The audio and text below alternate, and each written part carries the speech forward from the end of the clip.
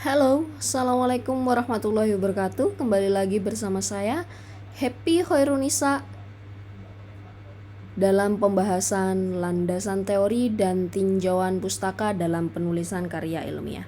Oke, baik anak-anak, hari ini kita akan belajar mengenai apa sebenarnya yang menjadi isi daripada landasan teori dan tinjauan pustaka dalam penulisan karya tulis ilmiah.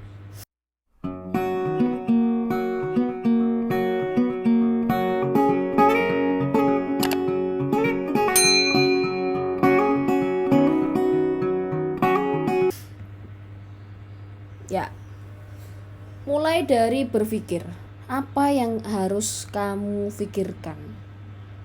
Itulah nanti akan menjadi sebuah teori. Teori itu merupakan sebuah pemikiran, ya.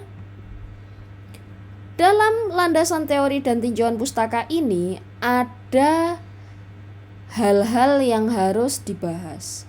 Landasan teori dan tinjauan pustaka ini pada umumnya dalam penulisan karya ilmiah itu ada pada bab 2 yang isinya meliputi landasan teori, ya, kemudian tinjauan pustaka, kemudian kerangka berpikir dan hipotesis. Isinya seperti itu. Jadi cakupannya ini ada 4 hal utamanya seperti itu, ya. Mari kita bahas satu per satu. Yang pertama adalah terkait dengan landasan teori. Ketika kita berbicara mengenai landasan teori, kita harus mengerti apa sesungguhnya makna teori itu sendiri. Ya, teori itu merupakan sebuah alur logika atau penalaran yang merupakan seperangkat konsep, definisi, dan proposisi yang disusun secara sistematis dan saling berkaitan dengan yang digunakan untuk menjelaskan hubungan yang timbul antara beberapa variabel dan variabel yang diobservasi, seperti itu. Jadi teori itu bukan hanya sekedar pendapat pakar atau penulis buku, melainkan teori itu berisi tentang penjelasan terhadap variabel-variabel yang diteliti, seperti itu. Sehingga teori itu dapat dideskripsikan sebagai uraian yang sistematis berisi tentang penjelasan terhadap variabel-variabel yang diteliti melalui pendefinisian dan uraian yang lengkap dan mendalam dari berbagai referensi, sehingga ruang lingkup kedudukan dan prediksi terhadap hubungan antar variabel yang akan diteliti menjadi lebih jelas dan terarah. Seperti itu. Nah, misalkan ketika ada judul penelitian hubungan masyarakat A dengan masyarakat B, maka teori ini menjelaskan bagaimana variabel atau makna dari variabel itu namanya teori. Nah, misalkan hubungan masyarakat A dan masyarakat B. Masyarakat ini adalah variabel, ya. Sehingga mari kita cari nanti apa teori dari masyarakat itu sesungguhnya apa, ya, begitu. Nah, tadi dikatakan bahwa teori itu kan merupakan seperangkat konsep, definisi, dan proposisi. Jadi kalian juga harus tahu bahwa konsep itu adalah sejumlah pengertian atau karakteristik yang dikaitkan dengan peristiwa, objek, kondisi, situasi, dan perilaku tertentu. Dengan kata lain, konsep adalah pendapat abstrak yang digeneralisasi dari fakta tertentu. Ya, sedangkan konstruk merupakan jenis konsep tertentu yang berada dalam tingkatan abstraksi yang lebih tinggi daripada konsep dan diciptakan untuk tujuan teoritis tertentu. Sedangkan proposisi merupakan pertanyaan yang berkaitan dengan hubungan antara konsep-konsep yang ada dan pernyataan dari hubungan universal antara kejadian-kejadian yang memiliki karakteristik tertentu. Oke, kalau seperti ini mungkin kalian akan bingung, ya. Jadi kita langsung contohkan saja. Tapi sebelum itu kita bahas dulu fungsinya. Jadi teori itu merupakan suatu konseptualisasi yang umum Ya, konseptualisasi atau sistem yang diperoleh melalui jalan yang sistematis. Suatu teori harus dapat diuji kebenarannya, bila tidak dia bukan teori. Jadi sebuah teori itu tidak sembarangan, ya, karena teori itu harus dapat diuji keabsahan dan kebenarannya, seperti itu. Kalau nggak dapat diuji, ya itu namanya bukan teori. Sehingga teori di sini difungsikan sebagai penjelas atau untuk menjelaskan, kemudian untuk meramalkan atau untuk memprediksi, ya, kemudian untuk mengendalikan atau untuk sebagai controlling teori, seperti itu. Nah, sedangkan landasan teori sendiri itu merupakan uraian sistematis tentang teori dan hasil-hasil penelitian yang relevan dengan variabel yang diteliti. Dan landasan teori ini paling tidak berisi tentang penjelasan terhadap variabel-variabel yang diteliti melalui pendefinisian dan uraian yang lengkap dan mendalam dari berbagai referensi yang relevan. Nah, tahapannya bagaimana sebenarnya cara penulisan teori, ya? Untuk menulis teori itu ada beberapa langkah. Langkah yang pertama yakni para peneliti atau penulis, nah, itu mengumpulkan pendapat atau teori yang telah ada yang berkaitan dengan masalah yang dibahas. Seperti itu. Mengumpulkan teori ini dapat didapat dari mana? Ya banyak sekali, ya. Bisa melalui jurnal, buku, ya, seperti itu. Kemudian setelah dikumpulkan, teori yang akan dipilih nanti itu dibandingkan dan dipilih teori mana yang paling relevan untuk memecahkan masalah sesuai dengan permasalahan yang sudah diangkat dalam sebuah karya ilmiah, seperti itu. Ya, kemudian membahas atau menilai kelemahan dan keunggulan teori-teori yang akan digunakan. Sehingga dari pembahasan itu nanti akan dapat menentukan teori-teori yang akan digunakan sebagai dasar analisis selanjutnya, seperti itu, ya. Nah, caranya. Nah, sekarang cara bagaimana menuliskan landasan teori. Yang jelas ini berkaitan dengan judul, ya.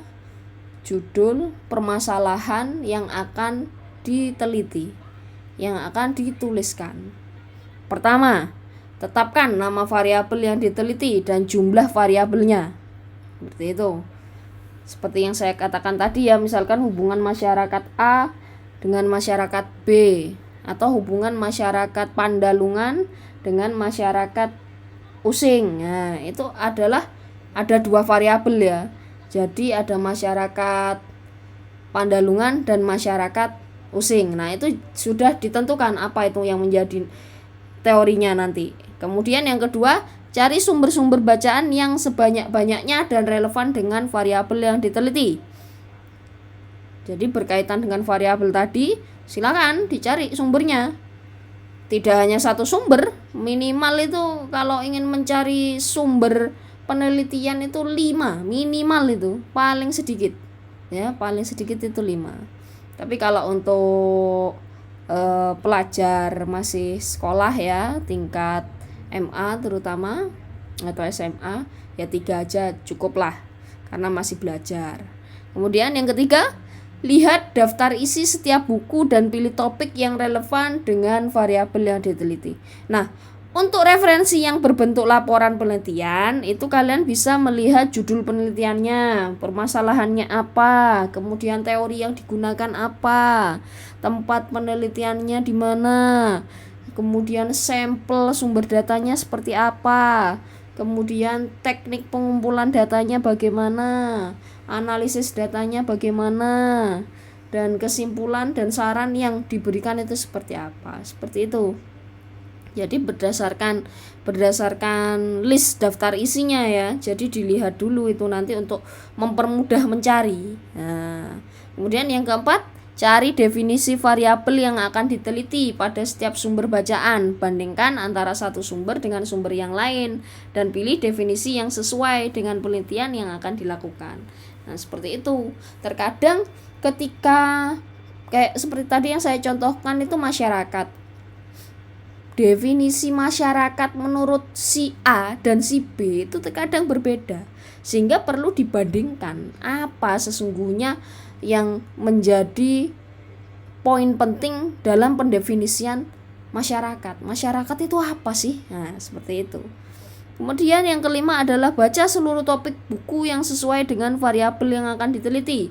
Lakukan analisa, renungkan, dan buatlah rumusan dengan bahasa sendiri tentang isi setiap sumber data yang dibaca. Nah, jadi ketika kamu membaca seluruh topik buku yang sesuai dengan variabel yang akan diteliti, itu perlu dilakukan analisis dan direnungkan sehingga hal apa nanti yang dapat dijadikan sebagai rumusan, seperti itu. Jadi penulisan ini, teori ini harus ada sumber-sumber yang kuat sebelum kalian mau menulis tentang materi atau tentang teori yang kamu tulis, seperti itu. Kalau nggak ada sumber yang kuat atau banyak, dengan kata lain banyak, maka kamu nanti akan kesulitan untuk mencari apa itu sesungguhnya teori dari variabel kamu yang hendak kamu teliti, begitu. Kemudian yang keenam, deskripsikan teori-teori yang telah dibaca dari berbagai sumber ke dalam bentuk tulisan dengan bahasa sendiri. Nah, ini terkait dengan sumber bacaan yang dikutip atau yang digunakan sebagai landasan untuk mendeskripsikan teori yang harus dicantumkan. Teori itu kan beraneka ragam, ya, berdasarkan sumber-sumber yang diperoleh. Itu kan definisi dari teori berdasarkan variabel-variabel yang kalian teliti itu kan berbeda-beda. Nah, sehingga dari situ nanti dapat kamu simpulkan sendiri, deskripsikan sendiri apa makna dari variabel yang kamu teliti berdasarkan asumsi teori-teori yang sudah dikemukakan oleh para ahli, misalkan seperti itu. Sehingga nantinya akan mempermudah kamu mengerti arti sesungguhnya dari variabel yang kalian teliti, seperti itu. Ya. Nah, ini contohnya. Misalkan dalam judul penelitian masyarakat Pandalungan dalam bingkai lokal jenius. Nah, ini mana yang dikategorikan sebagai variabel? Ya kan? Teori apa saja yang harus dicari dalam judul tersebut? Ini saya gambarkan melalui judul ya. Tapi ingat bahwa penelitian itu bukan berangkat dari judul, tapi berangkatnya dari masalah, ya.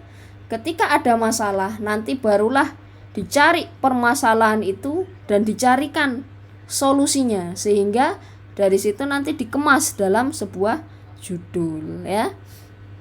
Nah, ini mana variabelnya?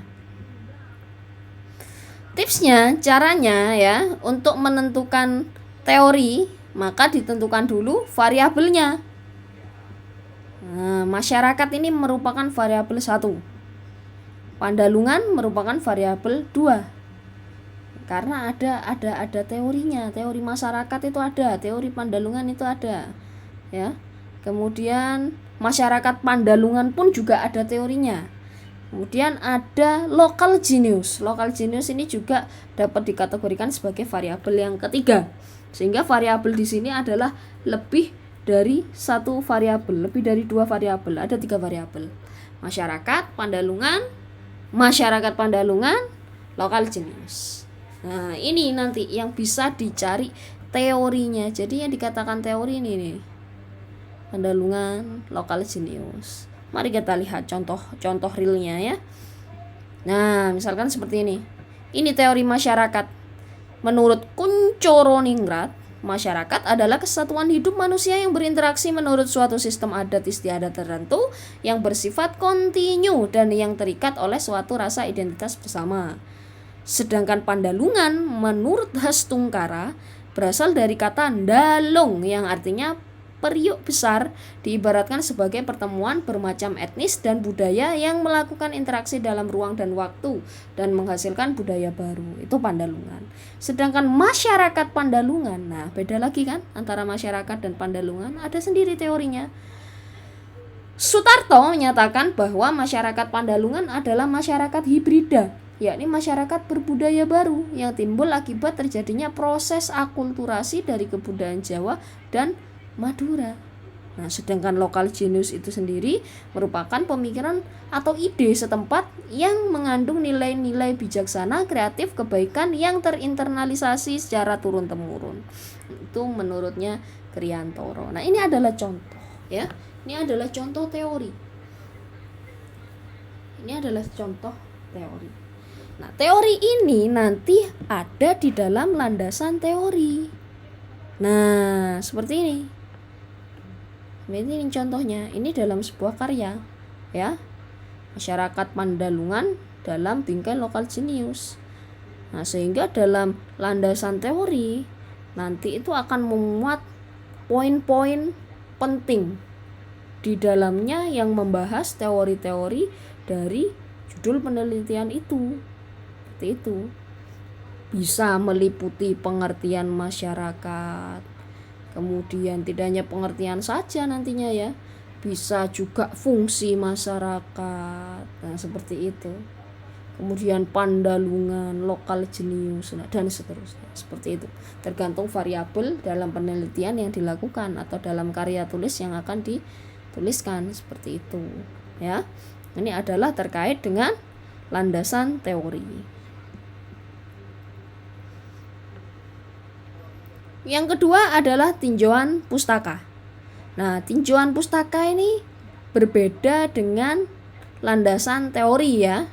Kalau landasan teori tadi seputar bagaimana dan apa teori yang digunakan berdasarkan variabel pada penelitian, sedangkan tinjauan pustaka ini mari kita bahas. Ya, merupakan peninjauan kembali pustaka-pustaka yang terkait. Nah, atau review of related literature. Ya. Jadi, ini adalah mereview kembali literatur yang berhubungan dengan kajian yang hendak diteliti, seperti itu. Tinjauan pustaka dapat berisi referensi yang terbaru, asli, dan relevan, yaitu teori yang akan diperlukan dalam pembahasan atau related theories, dan penelitian atau temuan atau pendapat orang lain atau previous studies yang erat kaitannya dengan topik penelitian yang bersangkutan. Seperti itu ya.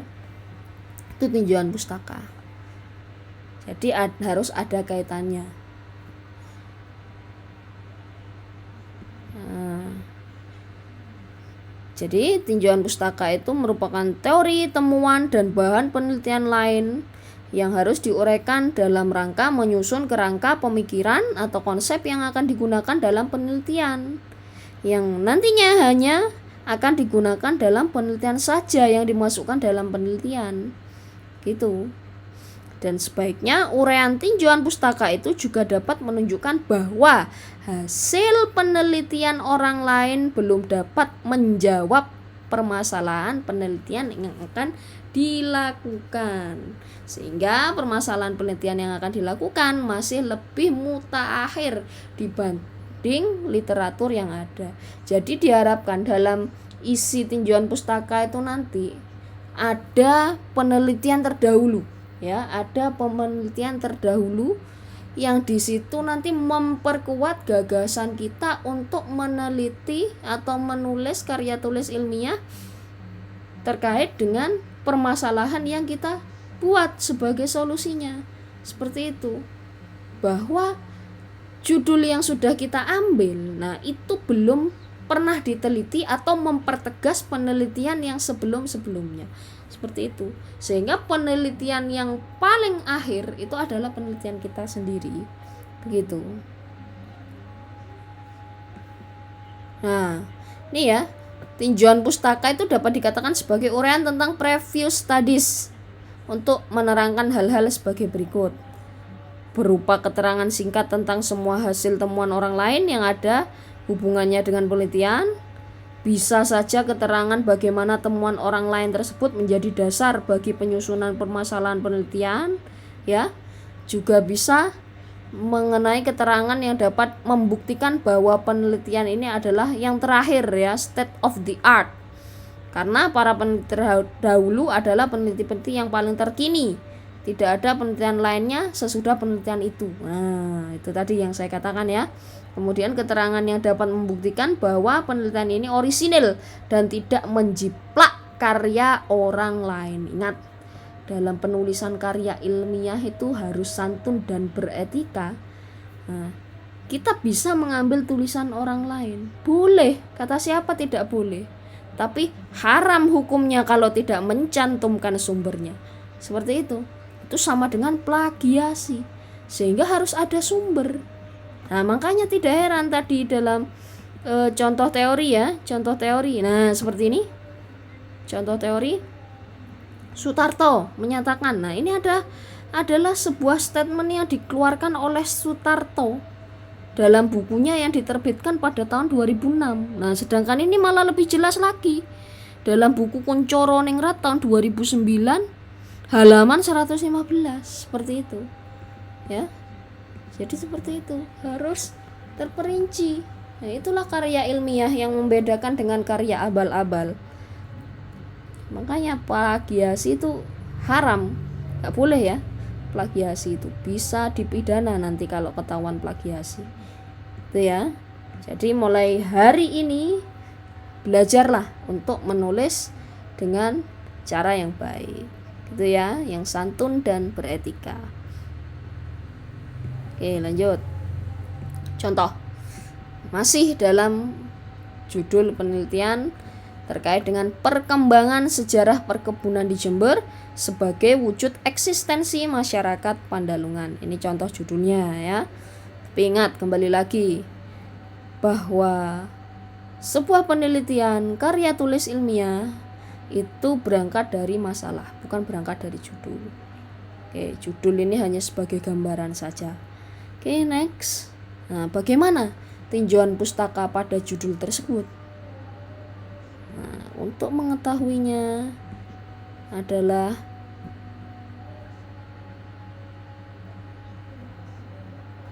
kembali lagi harus diingat deskripsi dari tinjauan pustaka tadi dan uraian tentang penelitian terdahulu terkait dengan judul ini. Seperti itu, ya. Bahwa tinjauan pustaka itu tadi adalah sebuah uraian yang terkait dengan penelitian terdahulu. Nah, ini contohnya. Ya, ini contohnya. Misalkan dalam tinjauan pustaka itu penulis menelaah beberapa penelitian yang dijadikan sebagai pedoman dalam penulisan yang berkaitan dengan karya ilmiah ini. Penelitian yang berkaitan dengan sejarah perkebunan. Nah, tadi ini sejarah perkebunan. Ini, ya. Variabel pertamanya itu pernah diteliti oleh Arifin pada tahun 2012 dalam jurnalnya yang berjudul Pertumbuhan Kota Jember dan Munculnya Budaya Pandalungan. Nah, ini kan, sebagai wujud eksistensi masyarakat Pandalungan. Jadi ada Jember, ada Pandalungan. Oh, ini dapat dijadikan sebagai referensi. Ini contoh satu. Kemudian yang kedua, ya. Ini nanti juga dijelaskan hasil penelitiannya seperti apa. Nah, kemudian ini tidak cukup satu saja, ya, dalam tinjauan pustaka itu. Minimal, ya, 5. Kalau dalam taraf pembelajaran masih sekolah, ya 2 atau 3 sudah cukup lah. Nah, kemudian yang kedua, penelitian lain yang dilakukan oleh Nur Hadi Sesmita pada tahun 2019 yang berjudul Menjadi Kota Definitif Jember Abad 19 sampai 20, dimuat dalam jurnal, ya, dengan hasil ini. Nah, ini ada judul lain. Seperti itu. Ya, jadi ada judul lain seperti itu. Ada beberapa nanti. Nah, kalau sudah semua barulah kamu simpulkan apa yang dapat diperoleh dari judul-judul atau dari penelitian terdahulunya, sehingga kamu melakukan penelitian yang akan kamu teliti, ya. Nah, di sini disimpulkan bahwa penelitian ini memiliki hubungan erat dengan penelitian terdahulu. Namun, dalam penelitian terdahulu itu masih belum menyinggung secara lengkap terkait dengan judul ini, sehingga penulis ya akan meneliti tentang judul ini sebagai bentuk penelitian yang lebih lengkap dan mendetail seperti itu. Nah, ini kan tadi cuma Pandalungan aja. Ini kan cuma menceritakan tentang Jember pada abad 19 sampai 20. Nah, kemudian kalau yang ini tentang apa ini? Ya, ini tentang masyarakat Pandalungan aja juga. Dan ini tentang perkebunannya aja. Nah, di sini menggabungkan antara perkebunan dan juga yang namanya Pandalungan, seperti itu penggabungannya, dan memberikan kontribusi kepada masyarakat Pandalungan, ya, mereka itu masih eksis atau tidak hingga saat ini gitu. Nah, ya tuh contohnya udah kan. Nah, ada juga yang dituliskan dengan cara lain seperti ini. Tinjauan pustaka itu memuat penelitian terdahulu, ya, dibuat tabel. Jadi ada nomor, penelitian, hasil, dan relevansinya. Seperti itu. Ya, relevansinya, hubungannya dengan penelitian yang akan diteliti. Nah, letaknya di mana nanti? Seperti ini. Sini contohnya, misal. Ini contoh lain ya, tidak berhubungan dengan judul yang tadi. Ritual seni tradisi Reok Ponorogo. Ini ada tingkepan, ini ada petik laut. Nah, hasilnya ini dan ini. Seperti itu. Ya. Terus bagaimana cara untuk melakukan tinjauan pustaka? Nah, ini tinjauan pustaka ini didasarkan dengan adanya sumber ide penelitian yang dapat diperoleh dari, pertama, ada jurnal. Kedua, ada laporan hasil studi atau laporan penelitian. Ada proceeding, ada kejadian di lapangan, ya, berdasarkan learning experience. Kemudian bisa bersumber dari internet. Jadi banyak macamnya. Bisa juga dari buku bisa, ya, dari buku bisa. Oke. Tuh. Jadi nih, sumber ide penelitiannya itu dapat diperoleh dari sini. Nah, kemudian bagaimana cara mencari pustakanya? Nah, yang pertama tadi ya, ada jurnal, proceeding, laporan penelitian, dan lain-lain. Dengan cara melakukan searching di internet, boleh, ya, atau perpustakaan berdasarkan kata kunci atau keyword. Jadi untuk mempermudah pencarian, ya tinggal ketikkan saja keywordnya. Kalau cari di internet, ya, tinggal saja di keywordnya. Atau di perpustakaan, sekarang kan perpustakaan banyak yang digital, tinggal carikan saja keywordnya. Misalkan jurnal tentang masyarakat Pandalungan, nah tinggal diklik, klik, nanti akan keluar semua, seperti itu. Kemudian yang kedua, mempelajari abstrak dari sumber informasi yang telah didapat pada langkah. Nah, pada langkah yang ini. Pada langkah ini, ya. Apabila isinya sesuai dengan apa yang dicari, maka dilanjutkan ke kesimpulan. Jadi kalau ada jurnal, biasanya jurnal itu diawali dengan abstrak. Proceeding pun juga demikian, laporan penelitian pun juga demikian. Cukup dibaca saja abstraknya. Nanti di abstrak itu akan menjelaskan rumusan masalah, tujuan, manfaat, kemudian hasil penelitiannya. Nah, dari gambaran itu sudah dapat dibaca dan dicari sudah. Nggak perlu buka sampai mendalam, itu tidak perlu. Cukup dari situ aja sudah kelihatan, sudah, oh, hasil penelitian si A itu ternyata seperti ini, ya, hasil penelitian jurnal B ternyata seperti ini, ya, seperti itu. Jadi sudah ketahuan Kemudian yang ketiga, apabila isi dari jurnal proceeding itu sesuai dengan yang dicari, maka perlu dicatat nama jurnalnya apa atau proceeding laporan penelitiannya, kemudian tahun terbitnya, volumenya berapa, nama paper atau makalahnya, nama penulis, dan data-data lain yang diperlukan. Ini terkait dengan penulisan referensi agar tidak dikatakan sebagai plagiat, ya, agar tidak dikatakan sebagai plagiat, sehingga perlu ditulis seperti itu. Nah, kemudian yang ketiga adalah kerangka berpikir. Ini juga ada persamaan dan perbedaannya ya, kerangka berpikir. Mari kita lihat.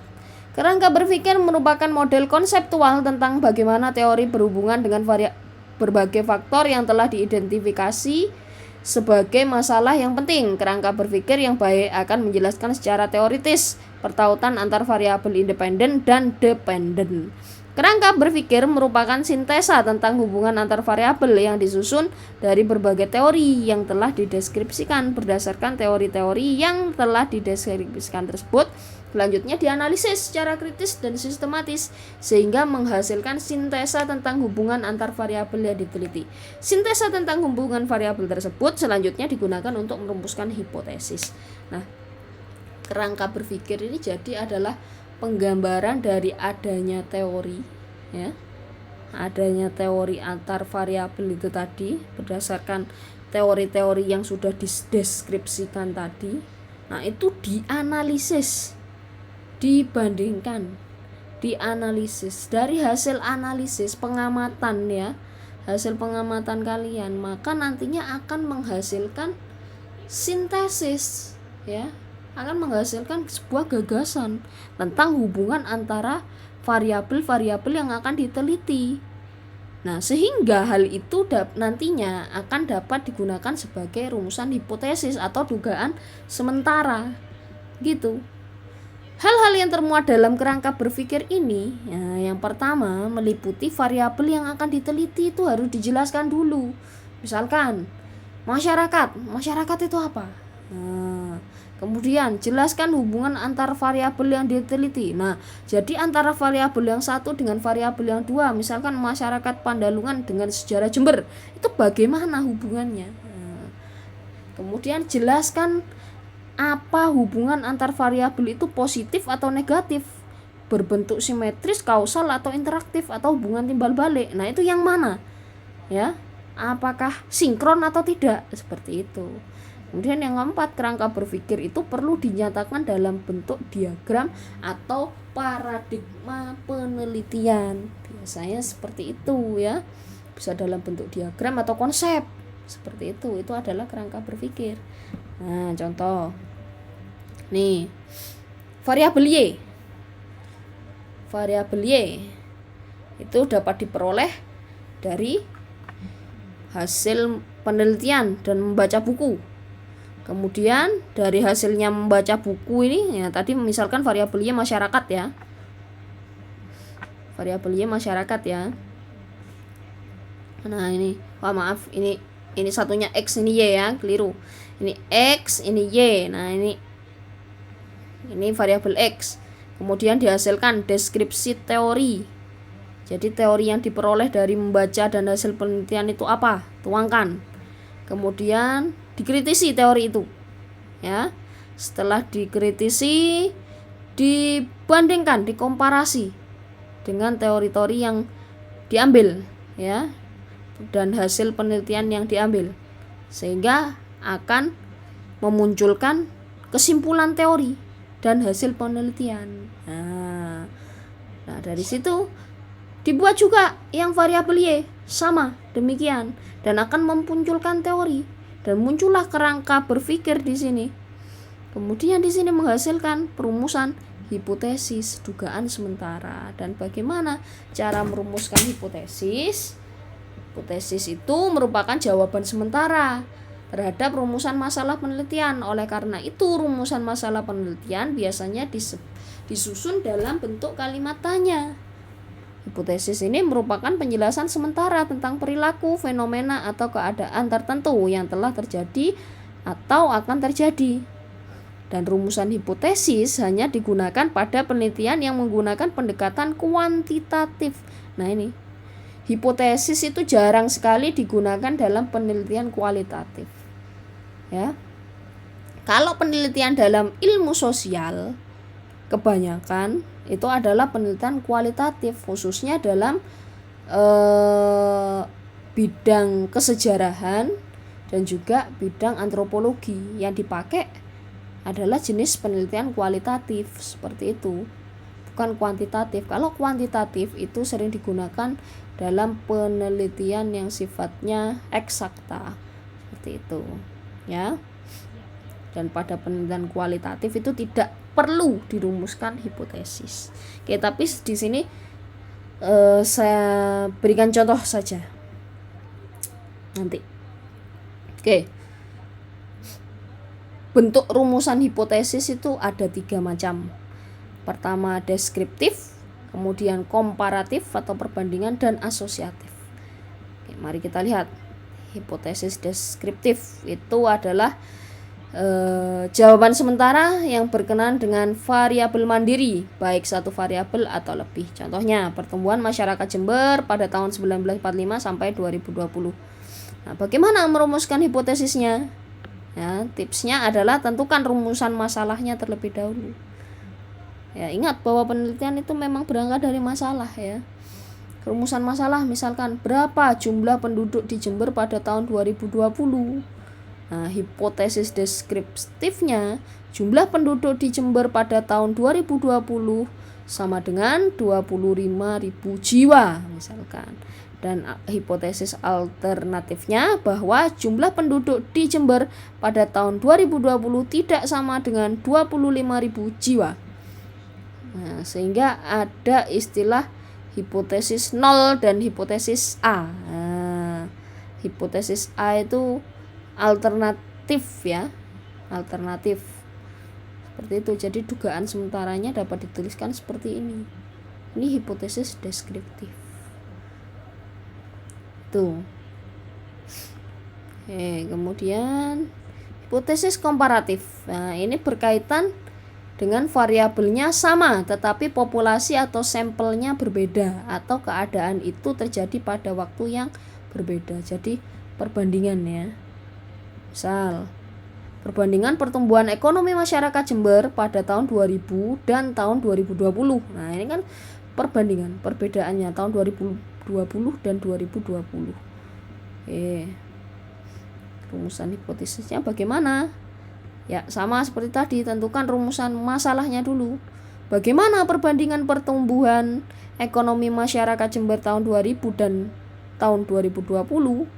Terdapat persamaan. Nah, nih, Kak. Jadi sifatnya kalau komparatif itu positif, sama seperti tadi yang deskriptif. Itu H0-nya itu pasti positif, gitu loh.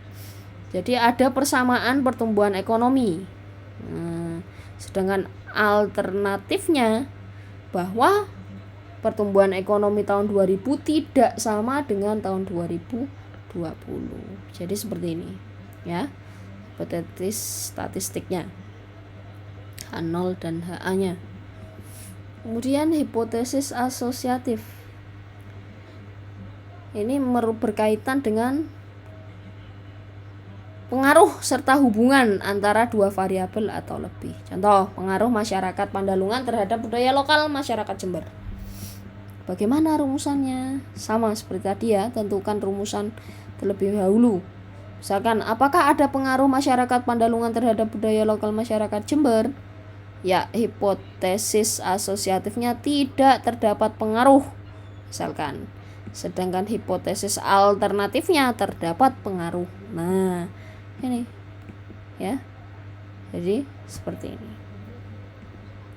Oke, sampai di sini. Apabila ada pertanyaan silahkan komen di kolom komentar, ya.